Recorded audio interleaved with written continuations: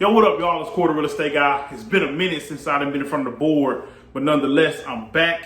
And this is a very important thing, especially right now, in terms of those of you that already own a home. And for those of you that look to pursue buying a home this year, you need to look very close to this video too, because next year you'll be in a position to actually receive one of these deals, which is your escrow annual statement sent to you by your mortgage servicer, not necessarily your mortgage provider. The mortgage provider may be somebody different because they may have sold your loan to somebody else. Did a video back there about that a while ago, but this may be the loan, the lender that is actually servicing your loan, meaning when you call for right now, if there's a forbearance, they're the ones picking up the phone. If you have an escrow issue where you pay your tax and stuff, they're dispersing it to whoever it needs to go to. They are servicing the loan in its totality for somebody else who may own the loan currently, okay? So that's another story. But the annual escrow statement, all right?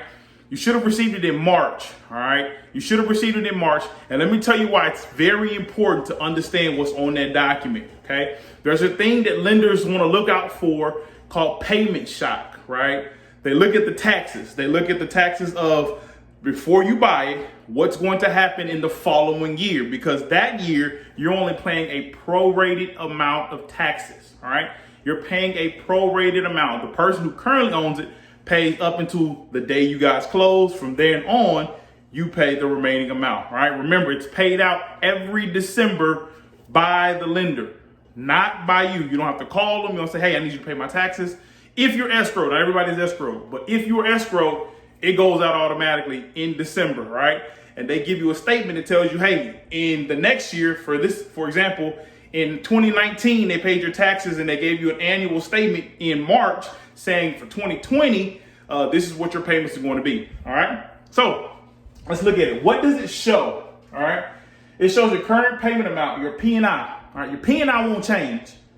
Your P&I will not change, which is your principal and interest. That stays the same. That is a fully amortized loan schedule. Those two won't change. Every payment you make, a little bit more principal is taken down, a little less interest goes. All right? That stays the same. Mortgage insurance, if you have it. Hazard insurance, which is just your homeowner's insurance. All right? Whoever your provider is, Berkshire Hathaway, State Farm, Liberty Mutual, whomever it is. Okay? Your taxes. This is done once for you a year. All right? That's the statement that you get. And you must request. You have to call and request a new one, and we're going to get to why we need to request a new one.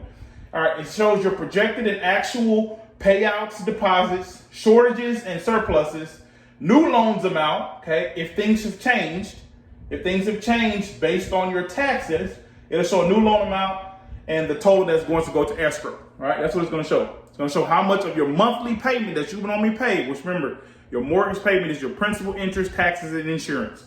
All right, your total escrow is going to be shown of how much of that payment goes to this escrow account. All right, now moving over here. What is important and why? If you have a surplus, send the check back in. All right, send the check back in. Now, I'm not talking to everybody. Some people are just financially strong, and that's not an issue. That's not an issue because the following year you may have a shortage this year, but the following year you may have you may have a surplus this year, but the following year you may have a shortage, all right?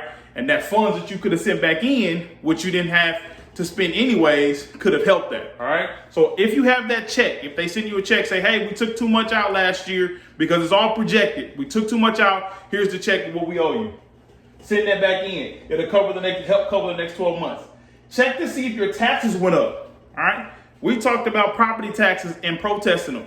Right, it's assessed. You have a market value and you have a assessed value. The market value as of January 1 is what the tax authority in your district has said, hey, this is how much your house is worth based off, comparables in the market that's similar to your house.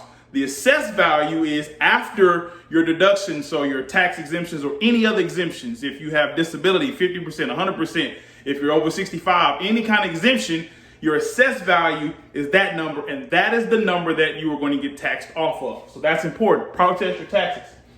Tax rate may be the same, so the tax rate doesn't necessarily change.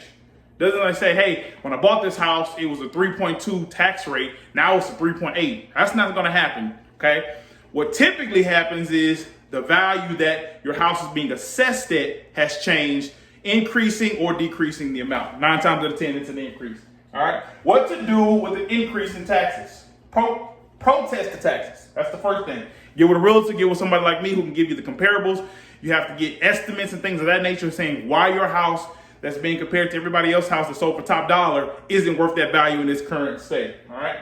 Update your hazard insurance. Here's why people say, hey, always go out, look at different quotes. Even with your own insurance provider, find out if you can get that lower but get the same coverage, if not more. Okay, and I'll tell you something at the end of this about happened to me.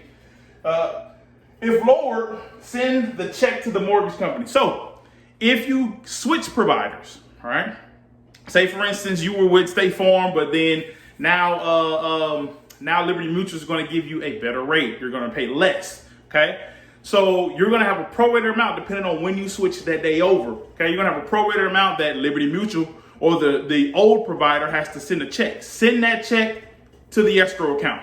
All right, because in December they paid your hazard insurance based off when you first bought the house. Okay, so say for instance when you first bought the house, your total amount for 1 year was $2,000 for insurance, hazard insurance. Now it's $3,100, right? Now it's $3,100, but you didn't even know because it was paid. You're not paying it monthly. You just pay your car insurance. But you're paying your a higher premium, and your taxes are impacted because of it. So if you get a new premium, a new provider, send that check that they send you back to escrow so you can adjust your escrow account. If there's more, if the amount is less than $1,000, okay, if it's less than $1,000. Meaning that same check that you just got from your insurance provider, or your old insurance provider, because you switched over. If it's less than $1,000, just send it to the escrow. Send it, all right. But if it's less than $1,000, they won't apply it to your current year's taxes, which means you're still going to be paying the same. It'll adjust in the new year, all right. Now, if it's over $1,000, request a new escrow analysis, all right, a new statement so it can adjust and you can change your payment that year. Here's a story. This year, I did it last week, all right? This year, I did the same exact thing. I followed the same steps. I found out that, hey, my insurance had gone up and I was paying a premium, though I wasn't seeing that monthly increase on my monthly payments that I was paying to my insurance provider because I was just paying my car note. I noticed when I got this annual statement that my insurance was a lot, right? And so with me calling my insurance provider, I actually called a new young lady. Her name is Jessica McNally with Goosehead Insurance. Shout out Jessica. She saved me over $1,000 for my full year. So now my mortgage payment is now $200 less a month. I sent that to my mortgage provider, and they have decreased. I asked them to run a new analysis. They decreased it, and now next month the projected amount that I was supposed to pay is now $200 less. So it does work. Protest your taxes. Get new quotes for your insurance every 6 months. Work on not having payment shock. Okay, it's real, and it can happen to you. And sometimes when you got into the house, you say, "Hey, we got to the limit. This is what we can afford." But now taxes have changed that. So don't be one of the people that have issue and you can't afford and you can't pay your taxes, and now you have a bigger problem. So it's Cory Real Estate Guy talking about the annual escrow statement. Look at it, know it.